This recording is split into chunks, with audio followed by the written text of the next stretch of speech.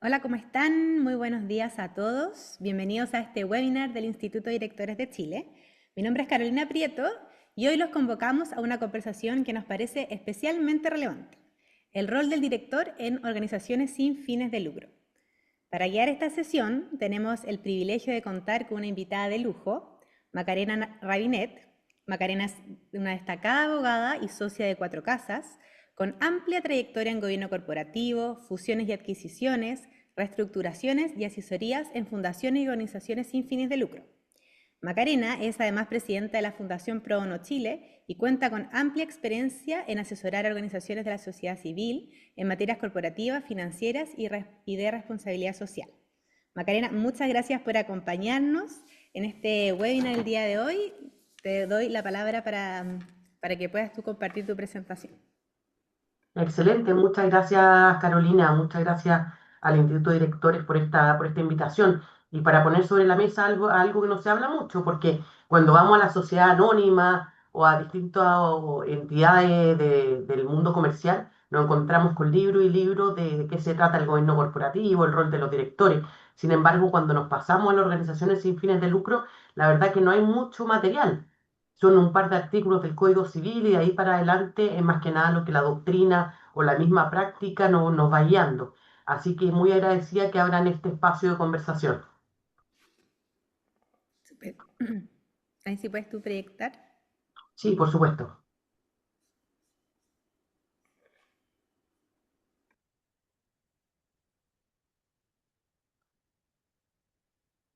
¿Ven, Carola, la presentación? Perfecto. Ya, excelente. Partamos entonces. A ver, a lo largo de esta presentación que me dieron 45 minutitos, así que no sé cómo lo voy a hacer para poder lograr hablarles de todo esto, pero a grandes rasgos vamos a hablar un poco de cuál es la génesis de las organizaciones sin fines de lucro, particularmente cómo derivan del derecho a asociación, qué significa que una entidad sea sin fines de lucro, cuál es la diferencia entre las fundaciones y corporaciones, para luego en una segunda etapa meternos ya de lleno en cuál es el gobierno corporativo y cuál es el rol del directorio. Bueno, como primera cosa, dada la contingencia nacional de los últimos años, donde todos nos volvimos un poquito expertos en derecho constitucional, no podemos partir sino visitando el principio básico de toda organización, que es el derecho de asociación. Este es un derecho fundamental que está consagrado en la Constitución, en el artículo 19, número 15, y que asegura a todas las personas el derecho a asociarse sin permiso previo. Es decir, todas las personas son libres para asociarse en la medida que el objeto que persigan no contradiga la moral, el orden público y la seguridad del Estado. Entonces, por una parte, tenemos una contrapartida que es esta libertad de asociación, pero la contrapartida es que tenemos la obligación del Estado. Y esta obligación del Estado es garantizar la plena autonomía de estas asociaciones y también la no interferencia ni adoptar medidas que pudieran interferir con la vida interna de las asociaciones. El Estado reconoce los variados aportes que tienen las organizaciones sin fines de lucro en nuestra comunidad. Particularmente cumple un rol esencial en la implementación de políticas públicas y también abordan áreas que no han sido cubiertas por el sector privado. Al mismo tiempo, y a veces muy desconocidos, juegan un rol muy importante en la economía, ya que producen, de acuerdo a la última cifra reportada, un 1,5 del PIB y generan más de 200.000 puestos de trabajo. Y en este punto podemos distinguir esas asociaciones que actúan mediante los mismos individuos que la componen o bien aquellas que actúan mediante una personalidad jurídica distinta a los miembros que la conforman. ¿Y cómo se define una persona jurídica? Es aquella persona ficticia que es capaz de ejercer derechos y contraer obligaciones y que es distinta de las personas naturales que la componen y con un objetivo que lo han definido sus mismos miembros o en el caso de las fundaciones, su fundador. Luego, la principal distinción entre las personas jurídicas son aquellas que son formadas por el derecho privado y aquellas de derecho público. Las del derecho privado son aquellas que se crean por la voluntad de las personas y esas se clasifican a su vez con personas jurídicas sin fines de lucro y personas jurídicas con fines de lucro. Por su parte, aquellas personas jurídicas de derecho público son aquellas que gozan de esta personalidad jurídica directamente del Estado. es decir, derivan de la potestad pública. Bien, este es un ejemplo, por ejemplo, el fisco, la iglesia, la municipalidad, todas ellas son personas jurídicas, es decir, son una persona distinta a quienes de los miembros que la componen, sin embargo, son de derecho público. En esta presentación nos vamos a fijar en aquellas personas jurídicas de derecho privado y que no persigan lucro. Y acá viene la gran interrogante que por mucho tiempo ha puesto a las organizaciones sociales en la palestra. ¿Qué significa que una entidad sea sin fines de lucro? Y en este sentido hay que ser súper, súper, súper específico. No tener fines de lucro implica que todas las utilidades, rentas, excedentes, cualquiera sea su origen, tienen que ser empleados exclusivamente para el cumplimiento de sus fines y objetivos. Esto es que no van a poder distribuirse estas utilidades o excedentes en los socios, asociados, fundadores, ni directores, ni aún en el caso de la disolución. Tampoco van a poder ser ocupados estos excedentes, utilidades, directamente o indirectamente para el beneficio personal del directorio, ni de los fundadores, ni de los miembros de la asamblea en el caso de la corporación. Es decir, y esto es súper importante que lo tengan claro a la hora de asumir un rol directivo en una organización sin fines de lucro, esto no implica que no puedan percibir utilidades. Es decir, las entidades sin fines de lucro pueden tener utilidades y están llamadas a buscar la utilidad. El tema es qué se hace con esa utilidad. Y en este sentido, las utilidades se tienen que reinvertir en la propia corporación o fundación para conseguir sus fines o bien para incrementar el patrimonio. Luego vamos a ver dos tipos de entidades que son las más comunes en la vida jurídica, que son las fundaciones y las corporaciones. ¿Qué son? El Código Civil reconoce dos tipos de entidades sin fines de lucro. Veamos qué son cada una. Por una parte, tenemos las corporaciones o asociaciones, que también le dice el Código Civil, que consiste en una reunión de personas en torno a un objetivo de interés común a los asociados. El elemento esencial en una corporación es que es una colectividad de personas que obedecen a un fin propio. Imaginémonos, por ejemplo, la corporación de familiares de pacientes con ELA, la corporación de amigos del trato municipal, es decir, es un grupo de personas que dado que tienen un fin común, se reúnen para la obtención de ese fin.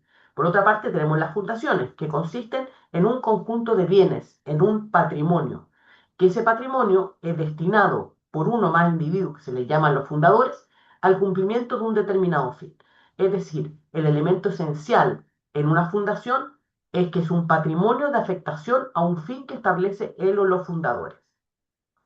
Entonces, repasemos brevemente son los aspectos más importantes de las corporaciones y fundaciones. En el caso de las corporaciones tienen asociados o socios.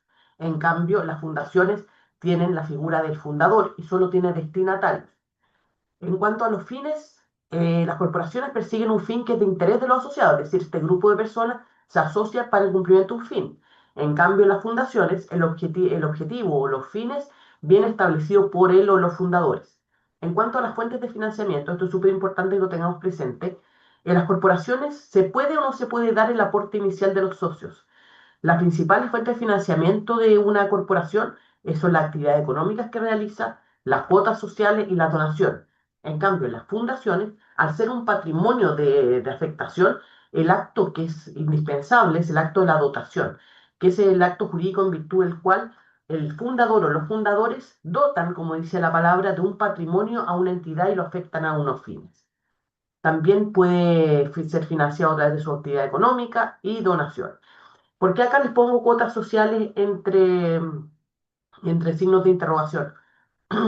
Porque en el último tiempo, ya hace bastante años, vemos ciertas figuras híbridas que se mueven entre lo que es una corporación y fundación, en el sentido que es un patrimonio de afectación, sin embargo, a nivel contractual se generan fundaciones que también pueden tener miembros, y esos miembros pueden también otorgar de manera ya sea semestral, mensual, anual, de acuerdo a lo que digan los estatutos, ciertas cuotas sociales. Y la gracia de las cuotas sociales es que para la persona que lo realiza no es un gasto rechazado, por lo tanto tiene ciertos beneficios y así se logra también una fuente de financiación adicional en las fundaciones.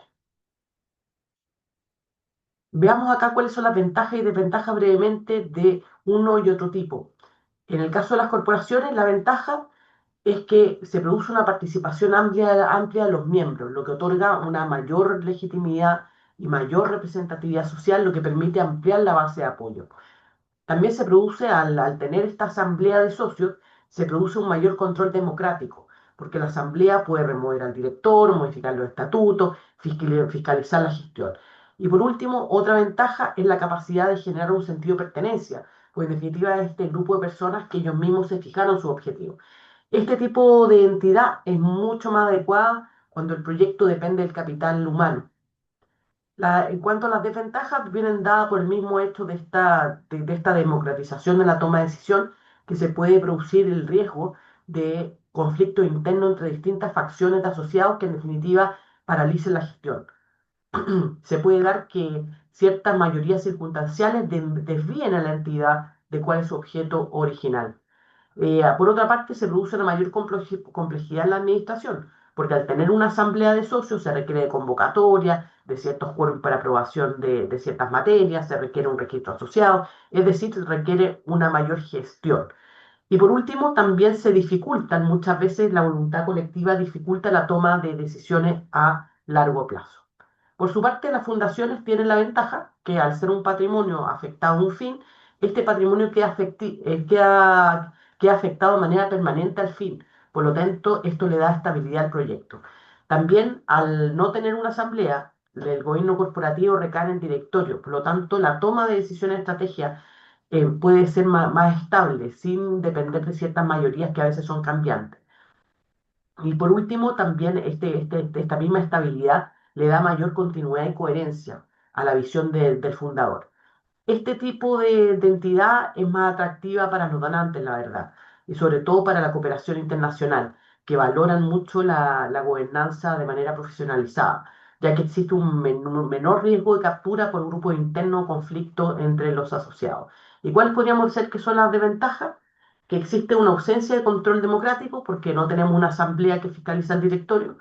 Puede producirse riesgo de la concentración de poder, es decir, que el directorio concentre todo el poder de la entidad. Existe menor flexibilidad para adaptar los fines a ciertos cambios de circunstancias porque el fin viene dado por los fundadores. Y también muchas veces dificulta tener un sentido de pertenencia porque, como decíamos, es el fundador quien en definitiva pone la música. Sin embargo, todas estas desventajas que vemos en las fundaciones han podido ser mitigadas por esta figura híbrida que yo les comentaba. Donde se regulan muy brevemente, no existe un código de las entidades sin fines de lucro y tampoco una ley que regule todos los aspectos, ya sea de su constitución, financiación, sino que existen distintos cuerpos legales que la van regulando. El principal es el Código Civil y la Ley 20.500, que habla sobre la participación ciudadana y que entró en vigencia en 2012, pero la ley de una fundación está dada por sus estatutos. Y son en su estatuto donde se va a determinar cuál es su nombre, domicilio, si tiene una duración o va a ser duración indefinida, cuáles van a ser los bienes que forman parte de su patrimonio inicial, la forma del aporte, cuáles van a ser sus órganos de administración y cómo serán integrados en sus atribuciones, cómo se van a reformar los estatutos y la extinción de la entidad. Es importante que tengan presente que en caso de la extinción de la entidad, como decíamos, esta misma característica de no tener fin de lucro, ni aún porque se extinga la persona jurídica, las utilidades pueden ir al fundador o los asociados. En el caso de la extinción de una persona jurídica sin fines de lucro, se tiene que dejar una especie de heredero en los estatutos, es decir, a qué entidad con un objeto similar van a ir a parar estos recursos. En cuanto brevemente a las obligaciones que tienen las fundaciones y corporaciones, a ver, lo primero es que se tienen que registrar en el Registro Nacional de Personas Jurídicas sin fines de lucro, tienen que mantener actualizados los registros asociados y además los directores en el registro civil tienen que llevar contabilidad y en caso de que lleguen a cierto monto, que es bastante grande, por ejemplo, que el patrimonio supere los 40.000, los 4.000 millones, o bien tengan ingresos de más de 2.000 millones, tienen que ser auditadas por auditores externos de aquellos inscritos en la CMF. También tienen que presentar anualmente en una memoria de su actividad y balance y tienen que llevar las actas de las sesiones de directorio y las asambleas de socios. En cuanto si nos vamos a sus fiscalizadores, es el Ministerio de Justicia quien exige el cumplimiento de sus fines, vela por la transparencia financiera y el respeto al ordenamiento jurídico, pudiendo en casos graves, a petición de la justicia por medio del Consejo de Defensa del Estado, llegar incluso a disolver a la persona jurídica. Bueno, sin perjuicio que el custodio, como decíamos, el Ministerio de Justicia, la verdad que la fiscalización de este tipo de entidad es sumamente baja. Pero por otra parte también tenemos que notar que la credibilidad y confianza de una entidad va ligada al nivel de conocimiento que se tenga de esa organización. Por lo tanto, ante la sociedad civil y los financistas va a ser fundamental este compliance o cumplimiento con las normas. Al mismo tiempo, cualquier entidad sin fines de lucro sigue regida por la normativa común, esto es, le rigen todas las normativas del Servicio de Impuestos Internos sin ninguna excepción, y también se rige por, dependiendo de cuál sea el giro que tenga la fundación o corporación, por otras entidades como por ejemplo podría ser la municipalidad, un CEREMI, el Ministerio de Educación, entre otros. Ahora vámonos ya de lleno a lo que vinimos, el gobierno corporativo. A ver, ¿qué es el gobierno corporativo? Partamos por allá, por ahí. Es el conjunto de normas, principios o procedimientos que regulan la estructura y el funcionamiento de los órganos de gobierno en una entidad sin fines de lucro. Y particularmente va a estipular cuáles son las reglas por las que se rige la toma de decisiones sobre la entidad para el cumplimiento de su misión. De esta forma, el primer pilar para un buen gobierno corporativo es que los directores o los miembros de la asamblea, en el caso de las corporaciones, conozcan su regulación y cuál es su génesis. Este es un esquema de cómo funciona una corporación. Como decíamos, repasemos gráficamente en qué consisten las corporaciones. El elemento clave en las corporaciones son las personas. Por lo tanto, estas son gobernadas por la voluntad de sus miembros que se manifiesta en la asamblea. Las que pueden ser ordinarias, que son las que suceden una vez al año, o pueden ser también extraordinarias, que son las que se citan con algún propósito especial, donde a su vez pueden haber distintos tipos de socios. Su administración recae en un directorio, el cual tiene por objeto procurar el cumplimiento de los fines de la entidad. Dentro del directorio se debe nombrar a un presidente, un tesorero y un secretario. El directorio, por lo general, delega la gestión del día a día en manos de un gerente general o como se le llama en la mayoría de las organizaciones sin fines de lucro, en un director o directora ejecutiva, que en definitiva se encuentra a cargo de implementar cuáles son esos acuerdos del director. Para evitar conflictos, el director ejecutivo no debe ser miembro del directorio. También se pueden nombrar otros cargos, porque eso va a depender de la dimensión de la entidad. Se pueden nombrar cargos como gerente de recursos humanos, finanzas, operaciones, como asimismo también se puede generar a nivel estatutario otro tipo de organizaciones o órganos intermedios, como podría ser un consejo consultivo, un comité ejecutivo, comisiones especiales. Otro órgano que es súper importante y es fundamental y es requerido por ley en una corporación es la Comisión de Ética, que tiene la potestad disciplinaria sobre sus miembros. Y existen incompatibilidades entre los miembros de la Comisión de Ética con otras funciones directivas o de administración. Pasemos ahora a la fundación. En lo que respecta a la fundación, como decíamos, la esencia se radica en dos factores. Primero, la figura del fundador y en el acto de la dotación, que es esta afectación de un patrimonio a un fin específico. Por lo tanto, las fundaciones son gobernadas y se rigen por la voluntad de sus fundadores. Es de la esencia de una fundación el acto de la dotación. Esto es el acto en virtud del cual los fundadores dotan a la fundación de sus recursos.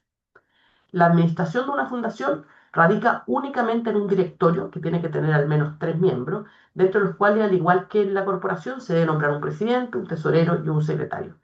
Al igual que en una corporación, el directorio puede delegar la gestión diaria en un director ejecutivo, un gerente general y nombrar otros cargos también. Pasemos ahora al directorio. Vamos a ver brevemente cuáles son las generalidades del directorio, cuáles son los requisitos para ser director, cuáles son las funciones del directorio, cuáles son los deberes de los directores, qué pasa con la remuneración y cuál es su responsabilidad. Vamos primero en términos generales. Como decíamos, la dirección y la administración de una entidad sin fines de lucro radica en el directorio. Y esta composición va a ser la que se indique en su estatuto. Como decíamos, en cuanto a sus miembros, tienen que haber por lo menos 3 miembros. El presidente del directorio es quien va a oficiar como representante judicial y extrajudicial de la entidad. La duración de la entidad sin fin de lucro y la duración del directorio, perdón, en la entidad sin fin de lucro no va a poder extenderse por más de 5 años, pudiendo ser reelegido. Lo anterior es sin perjuicio de que puedan existir periodos menores de tiempo. Las sesiones de directorio van a sesionar en cuanto a su quórum por la mayoría absoluta de sus miembros. Por ejemplo, si fueran tres, serían dos de sus miembros. Y los acuerdos se van a adoptar por la mayoría absoluta de los asistentes, y en caso de empate va a decidir la voluntad de quien lo presida. Esto, sin embargo, esto es lo que se indica por ley, sin perjuicio de lo cual los estatutos siempre pueden establecer requisitos por sobre al mínimo legal. ¿Cuáles son los requisitos para ser director?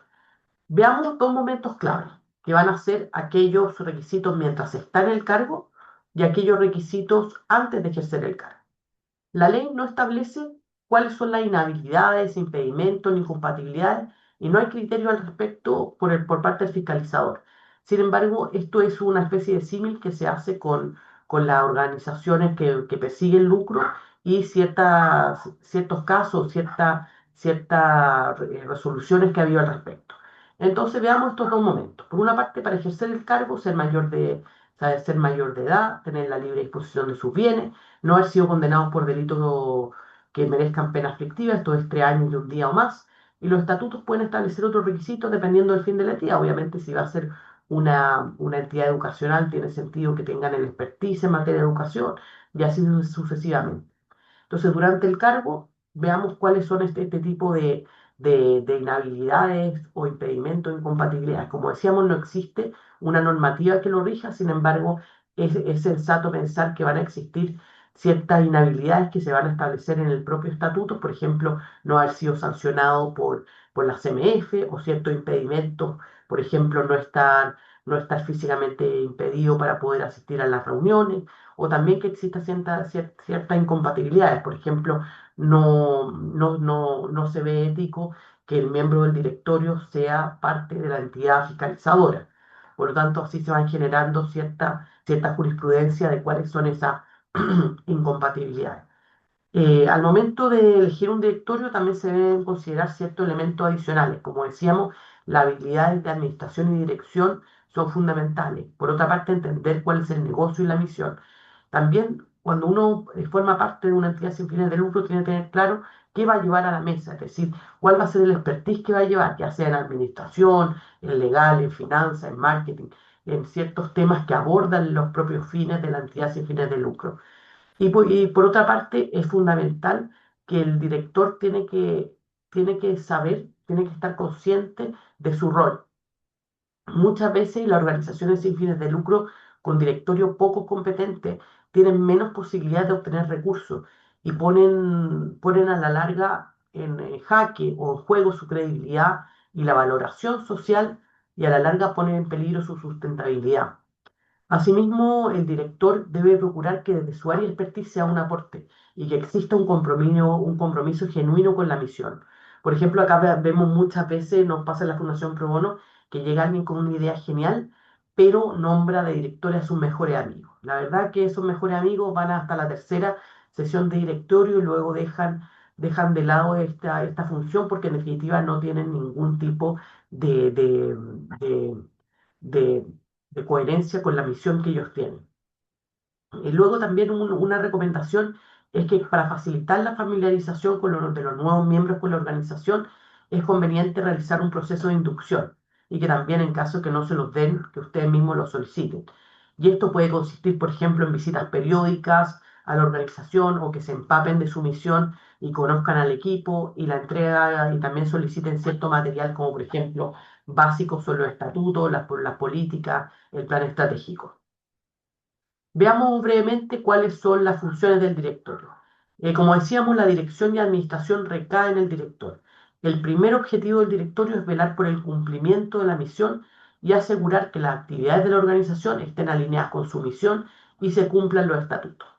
Por otra parte, tiene el rol de designar, supervisar y remover al director o directora ejecutiva, procurar que existan suficientes recursos financieros y humanos para el cumplimiento de los fines, supervisar la gestión financiera, administrar eficientemente los recursos, velar por el cumplimiento normativo, por la ética y la transparencia, determinar y supervisar los programas de servicio y también reclutar miembros del directorio en el caso de las fundaciones. ¿Cuáles son los deberes de los directores? Estos deberes los podemos agrupar en dos grandes deberes, que es el deber de cuidado y el deber de lealtad. Vamos primero por el deber de cuidado. ¿En qué consiste? El deber de cuidado consiste en procurar el cumplimiento del propósito de la entidad. Exige un estándar de debida diligencia en la gestión del patrimonio, las obligaciones y las acciones de la entidad. Y por otra parte implica también conocer los riesgos a los que se expone la entidad en su cumplimiento habitual. Y acá juega un rol muy importante, nos vamos a tener un poquito más adelante acerca del tema de compliance. En cuanto al grado de diligencia o cuidado que deben utilizar los directores en el ejercicio de su cargo, ellos responden de culpa leve, que es el grado de diligencia de un buen padre de familia, esto es la diligencia que ocupa un buen administrador de negocios en sus negocios propios. Pero acá lo importante es cuándo se gatilla esta responsabilidad. La responsabilidad de los directores se gatilla cuando estos no pueden acreditar que han cumplido con este estándar de diligencia en la gestión de los asuntos de la entidad. Es decir, acá no existe la responsabilidad objetiva en términos generales, sino que se gatilla cuando se pueda probar que ha sido negligente. Veamos cuáles son las manifestaciones de este deber de cuidado. La primera es el deber y el derecho a mantenerse informado. Y esto es súper importante que ustedes antes de ir a una sesión de directorio de una entidad sin fines de lucro, al igual como lo harían en una sociedad anónima cerrada o abierta, es prepararse, estudiar los materiales de las sesiones de directorio y llegar preparado a esas sesiones. Por otra parte, también una manifestación de este deber de cuidado es no delegar la función de director a otra persona. Las funciones del directorio son indelegables, sin perjuicio de lo cual el directorio como un órgano puede ceder ciertas facultades específicas y la implementación de su acuerdo en director ejecutivo o bien en otros cargos. Por otra parte, existe esta otra manifestación del deber de cuidado, es que usted tiene el deber de oponerse activamente cuando los acuerdos que esté tomando el directorio sean contrarios al fin de la propia entidad o a la ley. Luego también otras manifestaciones, buscar asesoría cuando sea necesario y aprobar y supervisar el modelo de prevención de delitos. Y en este sentido también es importante que en este contexto del modelo de prevención de delitos se asegure la independencia del encargado de la prevención de delitos, que se revise periódicamente la matriz de riesgo, los canales de denuncia, las capacitaciones y que se deje constancia en acta del directorio de esta actuación. El segundo deber es el deber de lealtad. Significa que los directores deben actuar en el mejor interés de la entidad, incluso si ese interés colisiona con el interés propio. Esto también implica que las obligaciones de gestionar los conflictos de intereses de los directorios tienen que revelar este conflicto y abstenerse de participar en la decisión que implique su interés. El más común de los conflictos de interés es la contratación, por ejemplo, de un servicio a un director o una persona relacionada al director, ya sea por una persona relacionada, que puede ser ya sea por parentesco, convivencia, interés o propiedad. Y esto no significa que no se pueda contratar los servicios de un director o de una persona relacionada, sino que estos se deben revelar, es decir, se tienen que poner en conocimiento del directorio y este servicio se debe realizar además en condiciones de mercado que permitan garantizar que esa contratación es en el mejor interés de la organización y no del director. Si bien no es mandatorio, se recomienda que cualquier contratación, por ejemplo, de un director o una persona relacionada a este, sea debidamente documentada mediante un contrato y que este contrato sea debidamente controlado por el director. Otra manifestación del deber del acta es la confidencialidad. La confidencialidad se refiere a los asuntos que los asuntos de la entidad no pueden ser revelados a terceros, menos aún si esa revelación puede poner en riesgo la ejecución de un proyecto o de una contratación. Vamos a la remuneración de los directores. Los directores de las entidades sin fines de lucro no pueden ser remuneradas. Es por ley, por el Código Civil, se indica que es un ejercicio gratuito de su cargo, sin perjuicio de lo cual sí se permiten reembolsos de gastos razonables que sean autorizados por el directorio y que sean justificados. Sin embargo, como decíamos anteriormente, el directorio puede fijar una remuneración o un pago de una remuneración adecuada a los directores, pero que presten servicios distintos a su función de directores. Y en definitiva, el directorio cuando aprueba estos servicios adicionales tiene que tener presente que estos servicios tienen que ser reales, tienen que ser necesarios y el costo también tiene que ser razonable y de mercado para el servicio que está prestando. Toda la remuneración que reciba un director o sus personas relacionadas tiene que darse cuenta detallada en la asamblea en el caso de las corporaciones o al mismo directorio en el caso de la fundación. Vamos ahora con una materia que es sumamente interesante y que en el último tiempo la hemos visto que ha estado sujeta a bastante evolución, que es la de responsabilidad de los directores en una organización sin fines de lucro. En cuanto al derecho civil y al derecho penal, se rige por la normativa común, es decir, no existe normativa especial en este sentido. Y los directores en materia civil van a estar obligados a indemnizar solidariamente cuando su actuar negligente cause daños. En el ejercicio de sus funciones, los directores responden solidariamente hasta por culpa leve por los perjuicios que causen a la entidad. ¿Qué significa que sea solidariamente? Esto significa que quien sufre el daño puede ir en contra de cualquiera de los directores o de la entidad o de la entidad sin fines de lucro por el total del daño causado, sin perjuicio que después entre los directores o con la propia entidad existen acciones de reembolso para que le reintegren lo que tuvo que pagar sin justificación. Pero la persona que sufre el daño puede irse en contra indistintamente de cualquiera de los directores o de la entidad. Y acá lo importante es cuándo se gatilla. Como decíamos, acá la responsabilidad de materia civil no es objetiva, sino solamente se va a gatillar cuando hay negligencia. Esto es cuando no cumple con el estándar de diligencia que se debía, que era la culpa leve, que este estándar del buen padre de familia. Por otra parte, en materia civil existe indemnización cuando hay daño.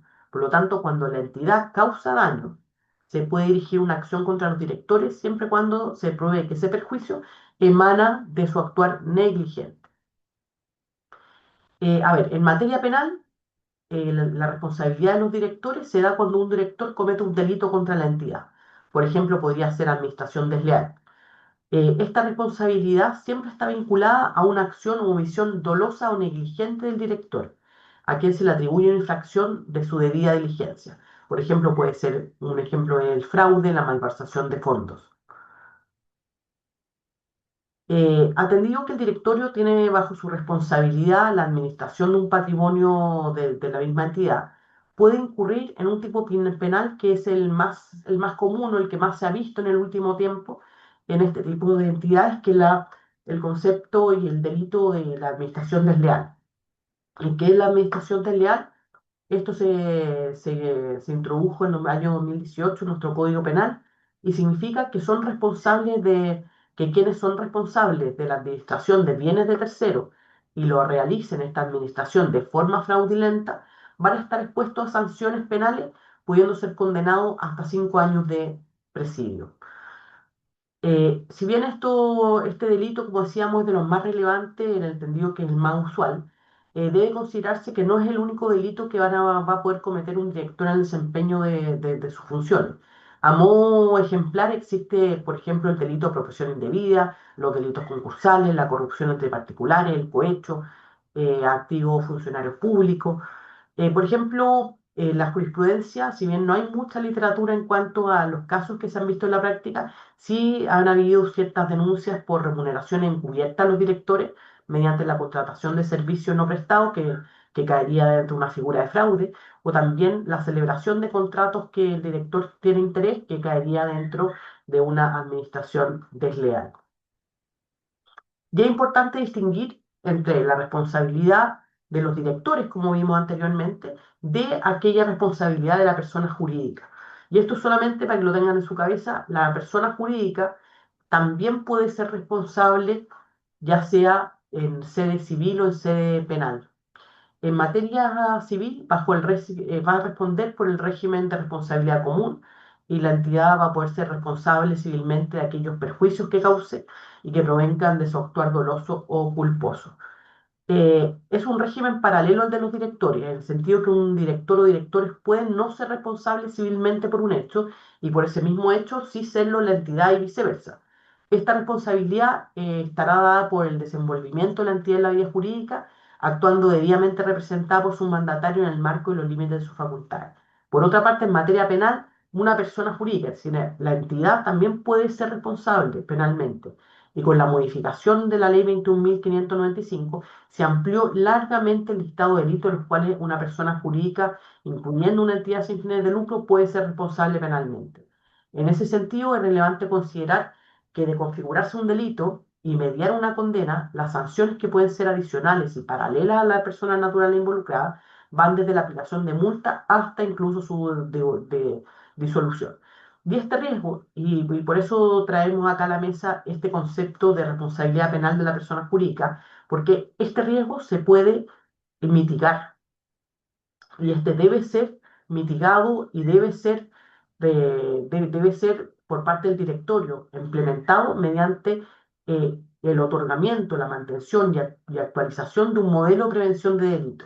Y este modelo de prevención de delito tiene que identificar claramente cuáles son los riesgos que está expuesta la persona jurídica, la forma de prevenirlo y en caso de ocurrir algún tipo de delito o posible delito, existe el deber de denunciarlo. Lo anterior, es decir, este modelo de prevención de delitos bien implementado, puede constituir que sea una eximiente responsabilidad para la persona jurídica. Entonces, en definitiva, lo relevante es que la persona jurídica tenga una institucionalidad lo suficientemente robusta y de acuerdo con la ley para prevenir la comisión de delitos dentro de la organización.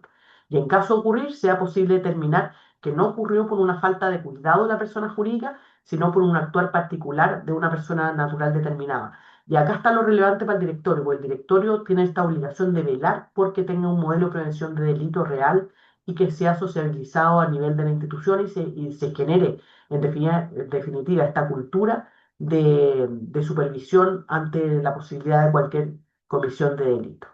Volvamos entonces acá a los directores.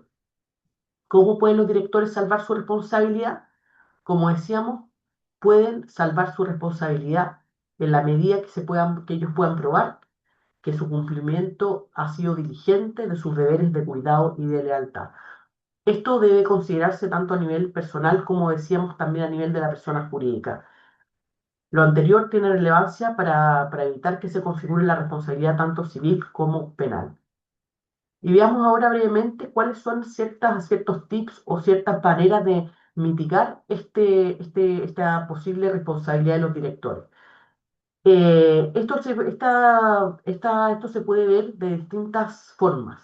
Lo primero, como lo hablábamos anteriormente, es y, el deber y la facultad de oposición. ¿Y esto en qué consiste? Que se deje constancia en las actas de las sesiones del directorio de su posición, cuando estima que una decisión es contraria al propósito de la organización, a la ley o implica un cumplimiento de alguno de sus deberes. El director que quiere salvar su responsabilidad por algún acto o acuerdo del directorio deberá de hacer constar su oposición, debiendo darse cuenta en ello en la próxima asamblea o en el directorio. Es su deber y es su derecho el señalar esa oposición y esa oposición quede escriturada en el acta. Luego, otra medida de mitigación de su responsabilidad es informarse antes de una toma de decisión. Si la decisión es sobre puntos complejos, requerir asesoría o informarse antes de adoptarse. Luego, en cuanto a los riesgos, una medida de mitigación es requerir y asegurar que la organización realice y actualice una adecuada identificación de sus riesgos y de su gestión, esto particularmente con el modelo de prevención de delitos que señalábamos. Al mismo tiempo, otra medida de mitigación de la responsabilidad es procurar que la entidad tenga un control periódico de la finanza, que exista una contabilidad que sea profesional y al mismo tiempo controlar que la entidad cumpla también con sus obligaciones.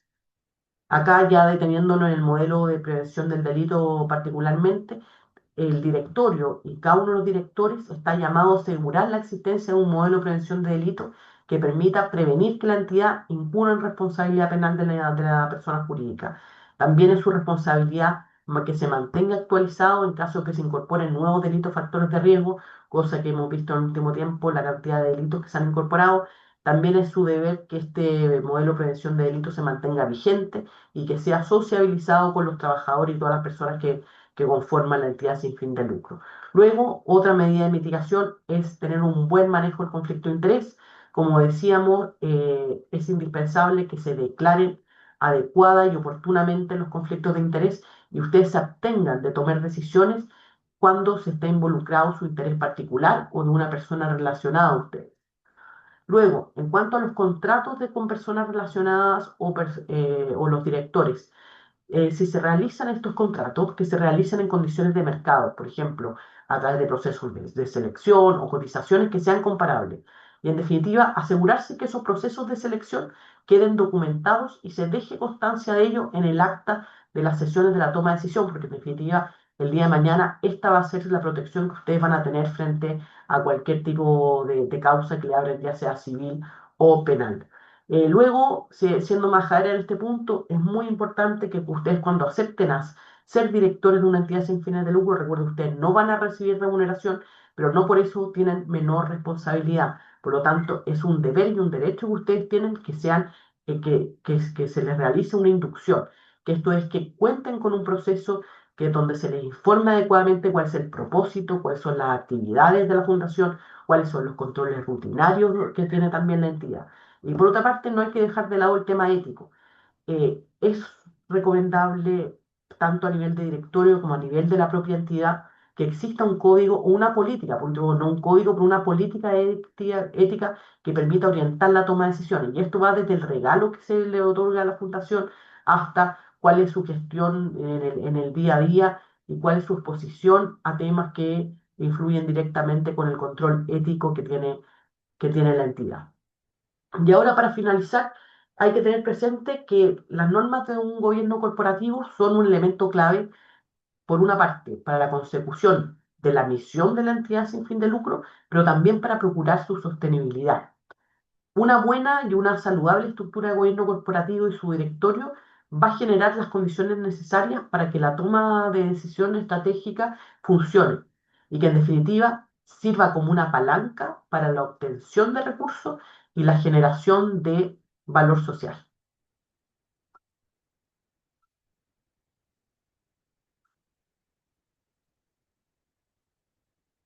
Y con eso termino dejando acá, estoy muy bien en la hora, me parece. Sí, Dejando 10 perfecto. minutitos, dejando Muchas, 10 minutitos para preguntas, para dudas que hayan surgido a propósito de la presentación.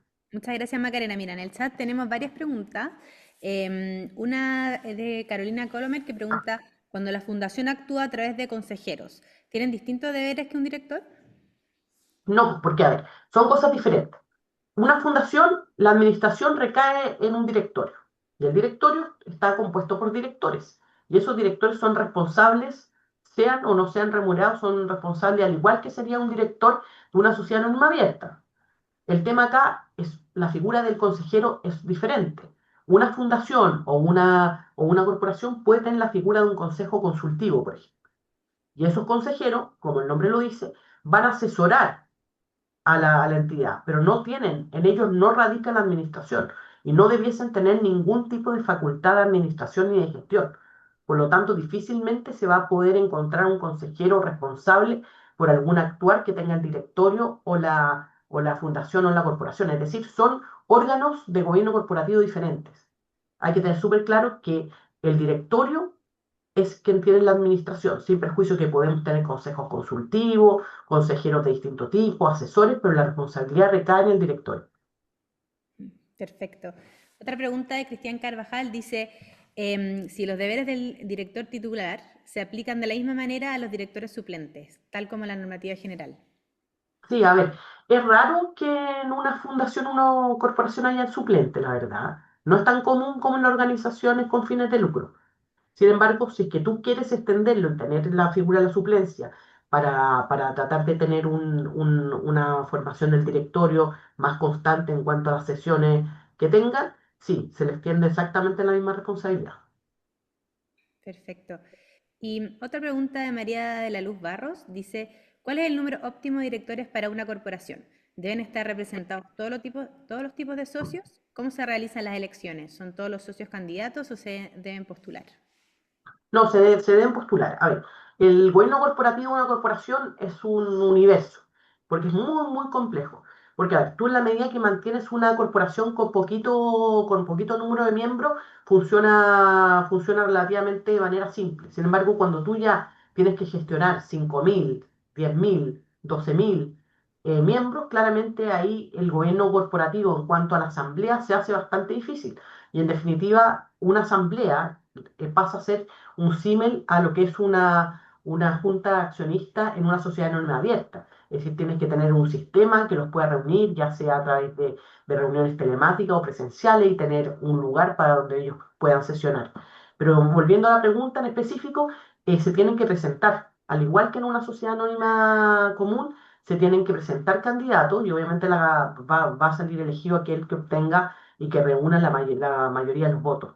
Pero no es recomendable que cada uno de los tipos de socios tenga una representación, porque en definitiva tú lo que necesitas es que sea un órgano que sea administrativo, es decir, que procure la gestión de una organización sin fines de lucro, no replicar la asamblea. Ujú. Perfecto. Otra pregunta, dicen, administración desleal no incluye negligencia, es decir, falta al deber de cuidado o lealtad. ¿Es solo en caso de gestión fraudulenta? A ver, el caso de la administración desleal es un tipo penal.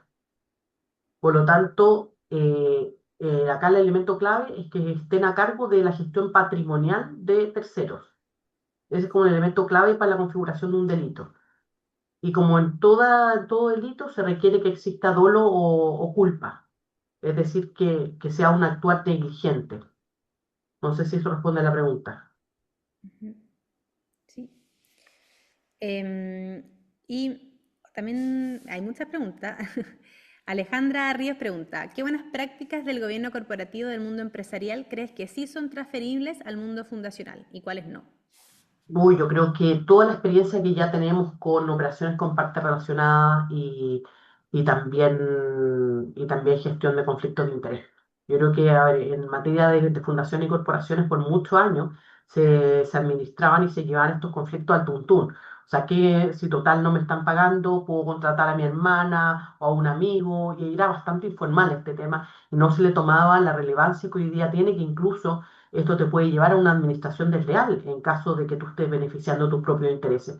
Por lo tanto, creo que todo lo que tenemos de literatura y sobre todo de casos en el mundo privado, de la gestión del conflicto de interés y las transacciones con partes relacionadas, creo que eso es un que favorece la gestión de una organización sin fines de lucro. Perfecto. Em, vuelven a preguntar sobre el consejo consultivo. Dice, ¿una ¿Mm? fundación puede operar solo con un consejo consultivo? No. Por ley, la administración radica en un directorio. Es obligación que una fundación tenga un directorio. Y en Ujú. ese directorio hay que elegir un presidente que va a ser el presidente de la entidad y va a ser su representante legal, ya sea judicial, extrajudicial, un secretario y un tesorero. Eso es obligación por ley. Y en ello va a radicar la responsabilidad de la gestión de una entidad. Muchas veces, y en esta idea de que las fundaciones se han convertido en un tipo de órgano híbrido, donde también nos gusta tener miembros y nos gusta tener consejeros para sobre todo ese sentido de pertenencia, se puede generar a nivel estatutario un consejo consultivo. Pero como el nombre lo dice, esos consejeros solamente van a dar asesoría o van a dar consejos sobre ciertas materias, pero en ningún caso se les puede delegar temas de administración ni de gestión. Ujú. Perfecto. También nos pregunta Laura, en el caso de las asociaciones gremiales, ¿es un caso distinto a las corporaciones o fundaciones? ¿Se Sí, asemeja sí, bastante a nada las que ver. corporaciones? Por lo que se muestra en Sí, la no, presentación. tiene como la esencia de una corporación. Sin embargo, son otras normas, se constituyen de manera diferente, tienen otra lógica, no son no hay un rol de beneficencia y nadie se espera que una asociación gremial tenga un fin de beneficencia. Es diferente la forma, si bien sí tienen un concepto como un principio rector similar a las corporaciones, no son lo mismo. Ujú. Perfecto. Creo que ya hemos respondido casi todas las preguntas. Bueno, aquí una más de Joaquín Gres. Dice, ¿hasta dónde llega la responsabilidad del director y el del director ejecutivo? ¿Existe responsabilidad patrimonial? A ver, el director ejecutivo va a ser el régimen de responsabilidad común de cualquier gerente en cualquier empresa. En definitiva, no se le puede hacer responsable por una mala gestión sino en la medida que ésta haya sido negligente, es decir, que faltó sus deberes. Y al igual que los directores, el director ejecutivo sí tiene deberes también fiduciarios de cuidado y de lealtad con la entidad. Por lo tanto, en la medida que falla esos deberes y que se pueda probar que su actuar es negligente, va a ser responsable ya sea civil o penalmente. Ujú. Perfecto. Y Macarena, una última pregunta dice, los directores de una fundación, ¿dónde se informa formalmente? Se informa al registro civil. El registro civil lleva una de las miles y tantas funciones que tiene el registro civil, es llevar un registro de las personas jurídicas. Y cada vez que hay un cambio de directores se tienen que informar al registro civil. Y esto es súper importante cuando quieran, y da para mil y una charlas más, que todo el tema del financiamiento de las fundaciones y las corporaciones. Cuando tú postulas a fondos públicos, quieres recibir una donación, lo primero que te van a pedir es un certificado de quiénes son los miembros del directorio. Y en definitiva, los miembros del directorio visten mucho a la entidad y como decíamos, cuando existe esa visibilización de quiénes son los directores, existe una mayor confianza a la hora de la obtención de recursos, lo que hace viable o no la misión de la entidad. Ujú. Perfecto. Oscar 10 pregunta, ¿los reportes financieros contables son de responsabilidad de todos los directores? ¿Cómo funciona en el sector privado? O sea, ¿cómo funciona en el sector privado? Sí, sí, a ver, más que responsabilidad individual, el directorio es el llamado a fiscalizar cuál es la contabilidad y la gestión financiera de la entidad. Por lo Ujú. tanto, si se puede nuevamente probar negligencia en esa fiscalización o se puede probar negligencia en algún tipo de delito, algún tipo de fraude contable, van a ser responsables en el caso que hayan tenido conocimiento y hayan actuado negligentemente. Pero sí, se Perfecto. aplica la misma lógica. Ujú. Otra pregunta es, ¿quién debe acusar al director ejecutivo si se ve que hay negligencia? ¿El directorio? Sí, o sea, también es normativa común. Cualquier persona que vea a otra cometiendo un delito tiene la obligación de denunciarlo. Y eso es incluso mucho más preciso y mucho más patente en el caso de un directorio. Cuando el directorio ve que el director ejecutivo se está incluso extralimitando sin ser un delito de sus facultades, tiene que denunciarlo. Cuando ve algún actuar negligente o la posible comisión de un delito, también tiene que denunciarlo. Y acá entra también en juego lo que hablábamos persistentemente del modelo prevención de delitos, que es algo que muchas veces a nosotros nos llega como Fundación Pro Bono y también en mi práctica profesional, muchas fundaciones y corporaciones como diciendo, no, pero yo creí que eso era solamente para las sociedades comerciales o las que perseguían lucro. La verdad que no. Una entidad sin fin de lucro, una corporación, una fundación, está sujeta a la misma normativa que una sociedad anónima abierta. En cuanto a que la necesidad de tener un modelo de prevención de delitos, de tener alguien que supervise ese modelo, un oficial de cumplimiento, que ese oficial de cumplimiento sea independiente y en definitiva, ¿quién es el responsable de velar porque eso se cumpla? Es el directorio. Perfecto. También Pilar nos pregunta, ¿existe el cargo de revisor de cuentas que revisa los estados financieros de las corporaciones? ¿Eso exime de responsabilidad? ¿Ellos tienen responsabilidad? A ver, claro, más que revisor de cuentas dentro del directorio se tiene que nombrar un tesorero, que imagínense los años que tiene esta normativa, que era el tesorero real, era el tesorero. Ahora, obviamente, la gestión que tiene un tesorero es también de hacer un doble clic cuando le presenten los estados financieros o los balances o tener la relación con los contadores. Se delega un poco en él esa facultad. Sin embargo, ningún director puede eximirse de responsabilidad diciendo, no, no, no, que yo no debí verlo porque esto era responsabilidad del tesorero. La responsabilidad de la gestión financiera recae en el directorio, sin perjuicio que entre ellos se pueden delegar ciertas facultades. Ujú. Pero obviamente, siempre recordemos acá que a nadie se lo llevan preso por tener una mala idea o porque no haya funcionado un proyecto. Acá siempre el actuar tiene que ser negligente para que exista la responsabilidad. Perfecto. Alejandra Ríos pregunta, en tu experiencia, ¿consideras que el secretario del directorio cumple también un rol relevante en resguardar a los directores y mitigar riesgos de responsabilidad más allá del cumplimiento formal? A ver, la figura del secretario eh, generalmente recae en un abogado. Y quienes tienen una gestión diaria, que es, por ejemplo, llevar las actas, procurar que la toma de acuerdos se haga ajustada a derecho, evitar cualquier, o sea, que también los procesos. de la toma de decisión se lleven conforme a la ley. Por ejemplo, si se toma una decisión, que el quórum necesario sea respetado y se tome legítimamente esa decisión. Por lo tanto, siempre vas a tener ahí un primer control, un control de la gestión. Sin embargo, nuevamente volviendo a los principios generales, tú no puedes decir, oye, yo incumplí un deber del director y causé daño, pero sabes que el secretario no me dijo o no me hizo la prevención. Eso no es una excusa para excepcionarte tu responsabilidad en caso de negligencia. Por eso es tan importante el actuar informado. Y en caso que sean temas complejos, pedir asesoría para que se ayude al directorio a la buena toma de decisión. Sí. Bueno, aquí un comentario, no es tanto pregunta, pero Rosa Madera comenta, como directora y consejera de varias fundaciones, siento que falta mucha formación aún de entender bien roles y obligaciones. Muchos directores ejecutivos que sienten que tienen rostros en su directorio, pero que les falta aportar como directores. Seguro, seguro. Yo creo que eso va también en la evolución. Recordemos todo lo que nos demoramos, incluso la sociedad anónima abierta, en llegar a un régimen de responsabilidad de los directores. Antes se creía que era una bendición, que se llevaba una buena remuneración, pero no tenía ningún tipo de responsabilidad y que en ellos no radicaba la gestión y la administración.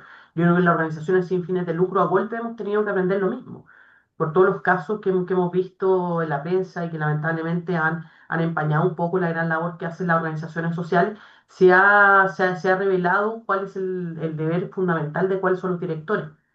Y en ese sentido, esa evolución está llegando también a este mundo, pero al mismo tiempo necesitamos que las organizaciones sin fines de lucro se lo tomen seriamente en cuanto a la formación de sus directores, porque como decíamos, si bien no reciben remuneración, sí tienen responsabilidad por la gestión.